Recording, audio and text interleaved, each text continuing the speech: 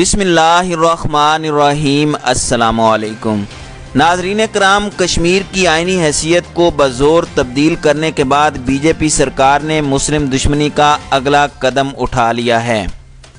ناظرین کرام، 60 سال سے بھی قبل پاس کیے گئے قانون شہریت میں بنیادی تبدیلیاں لانے کا ترمیمی مسودہ اسی ہفتے کابینہ نے منظور کر لیا ہے۔ یہ مسودہ منظوری کے لیے اب ایوان زیریں بھیجا جائے گا۔ اپوزیشن اور سوشل میڈیا پر شدید مخالفت کے باوجود بی جے پی آئین کے سیکولر نین نقش کو ہندو توا کا رنگ دینے پر عمل پیرا ہے۔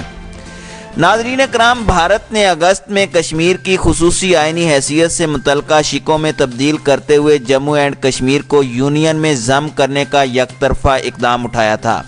جموں اینڈ کشمیر میں کرفیو کو 4 ماہ سے زائد ہونے کو آئے ہیں، لیکن حکومتی جبر کی طویل رات کی سحر نظر نہیں آ رہی۔ 4 ماہ سے زائد مسلسل کرفیو نے زندگی کو جہنم بنا کر رکھ دیا ہے۔ کاروبار زندگی معطل ہے، کاروبار، بازار، سکول بند اور عوام گھروں میں محصور ہیں۔ اربوں روپوں مالیت کے سیب اور دیگر فروٹ گل سڑ گئے، لیکن دہلی سرکار کے کان پر جوں تک نہیں رینگی۔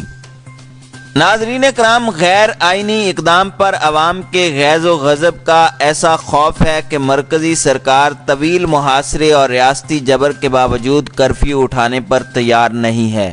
ریاست میں آزادانہ داخلے اور نقل و حرکت پر بھی پابندیاں ہیں۔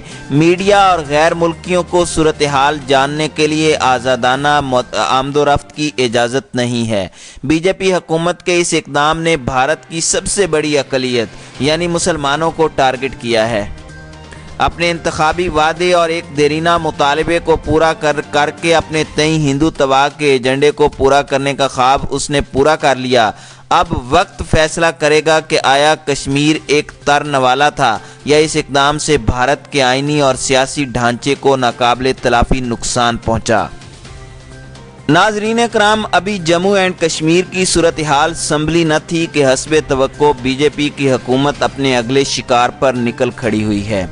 بھارت میں شہریت کا قانون 1955 میں منظور ہوا۔ اس قانون میں شہریت کے حقوق منظور ہوئے، یعنی کون کون سی صورتوں میں شہریت کا حق تصور ہوگا۔ مثلاً پیدائش، اندراج کی درخواست، شہریت عطا کیے جانے اور وراثتی یعنی ڈیسنٹ کی صورت میں وغیرہ۔ اس قانون کی روح سے شہریت اختیار کرنے یا دینے میں کوئی مذہبی امتیاز روا نہیں رکھا جائے گا۔ یہ قانون بھارت کے سیکولر آئین کے مطابق تمام لوگوں کے یکساں حقوق فراہم کرتا ہے، لیکن اب اس قانون میں غیر قانونی طور پر آئے مہاجرین یا پناہ گزینوں کو شہریت دینے کی شقوں میں ترمیم کے ذریعے مسلم مہاجروں اور پناہ گزینوں کو شہریت کے لیے نااہل قرار دیا جا رہا ہے۔ ناظرین کرام، مجوزہ ترمیم کے مطابق افغانستان، بنگلہ دیش اور پاکستان سے آنے والے ہندو، سکھ، بدھ، جین، پارسی اور عیسائی پناہ گزین یا مہاجرین اس قانون کی حد تک غیر قانونی یعنی اللیگل امیگرینٹ تصور نہیں ہوں گے، بلکہ انہیں شہریت کے لیے درکار 11 سالہ مدت کو کم کر کے 6 سال کرنے کی تجویز ہے۔ یوں اس فہرست میں اب مسلمانوں کو شامل نہیں کیا جائے گا، جبکہ بھارت کے سیکولر آئین میں مذہب کی بنا پر کسی بھی شخص سے مختلف سلوک نہیں کیا جا سکتا۔ ناظرین کرام، ماضی میں بنگلہ دیش اور میانمار سے مسلمان پناہ گزینوں کی خاصی تعداد گاہے گاہے بھارت میں آتی رہی۔ شمال مشرقی ریاستوں میں یہ ایک اہم مسئلہ رہا ہے۔ آسام میں اس سے الٹ، یعنی ہندوؤں کی کثیر تعداد میں آمد سے مقامی آبادی کا تناسب تبدیل ہونے کے اندیشے نے کئی بار حالیہ سالوں میں فسادات کو بھی جنم دیا۔ ماضی میں روہنگیا مسلمان مہاجرین پر بھی بھارت ہمیشہ ناخوش رہا۔ آسام اور دیگر ریاستوں میں قومی شہریت رجسٹر میں اندراج کے لیے 2-3 نسلوں سے مقیم مسلمان خاندانوں سے شہریت یا وراثت کے ثبوت مانگے جا رہے ہیں۔ یوں ان علاقوں میں ایسے مسلمان خاندانوں میں خوف و ہراس اور مستقبل کی بے یقینی نے ڈیرا جما لیا ہے۔ ناظرین کرام، بھارتی میڈیا رپورٹس کے مطابق تمام اپوزیشن کا بیانیہ یہ ہے کہ یہ ترمیم بھارتی آئین کی سیکولر روح سے متصادم ہے۔ ایک اور نمایاں اپوزیشن لیڈر کے بقول یہ ترمیم غیر آئینی ہے اور اسی لیے ناقابل قبول ہے۔ भारत के शहरी होने के लिए मजहब, रंग, नस्ल, इलाके, सिन्फ और ज़ात की कोई तखसीस नहीं है।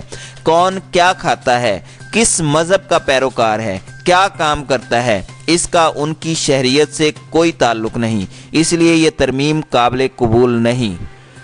नाज़रीन कराम, कम्युनिस्ट पार्टी के जनरल सेक्रेटरी डी राजा ने भी इस तरमीम पर सख्त तनकीद की। उनके बकौल हम इस तरमीम के मुखालिफ हैं। बीजेपी ने कश्मीर की खुसूसी हैसियत की हामिल शिक 370 को तब्दील करके जम्मू एंड कश्मीर को एक शदीद बहरान में धकेल दिया है।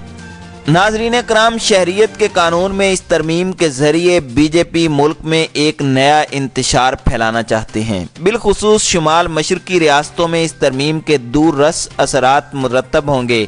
अपोजिशन और सोशल मीडिया पर सख्त मुखालफत के बावजूद बीजेपी इस तरमीमी बिल में मज़हब को बुनियाद बनाने पर क्यों बज़िद है? बकौल बीजेपी हुकूमत मुसलमान, मुहाजिरीन और पनाह गज़ीनों को भारत में शहरियत के लिए इसलिए शामिल नहीं किया गया कि वो दुनिया भर में किसी भी इस्लामी मुल्क में पनाह ले सकते हैं।